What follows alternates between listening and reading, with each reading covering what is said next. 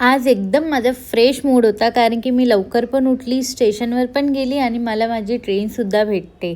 आणि आज माझ्या ट्रेनने ना मला खूप लवकर पोहोचवलेलं. तर मी चालत गेली आणि मी निघते स्टेशनच्या बाहेर आणि मग मी जाते ऑफिसच्या रोडला, राईट लेफ्ट करत करत फायनली मी ऑफिसजवळ पोहोचते. आणि मी जशी ऑफिसला पोहोचते ना, मी करते लॉग इन.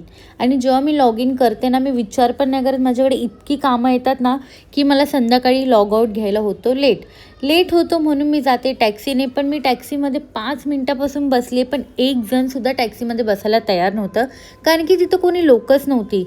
म्हणून मला खूप लेट झाला होता. म्हणून मला माझी ट्रेन नाही भेटली, पण दुसरी ट्रेन भेटली आणि मी त्यात बसली. आणि मला ऑलरेडी लेट झाला होता ना, म्हणून माझा मूड थोडा ऑफ होता.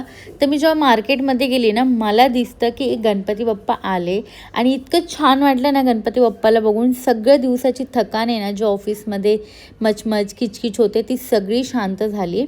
मग काय, मी तिथून गेली, सामान घेतलं आणि मग मी आली घरी. आणि जशी मी घरी येते ना, मला खरंच सांगते गणपती बाप्पाला बघून इतकं भारी वाटतंय ना, मी तुम्हाला एक्सप्लेन पण नाही करू शकत. चला मग भेटूया उद्याच्या व्लॉगमध्ये. Bye bye.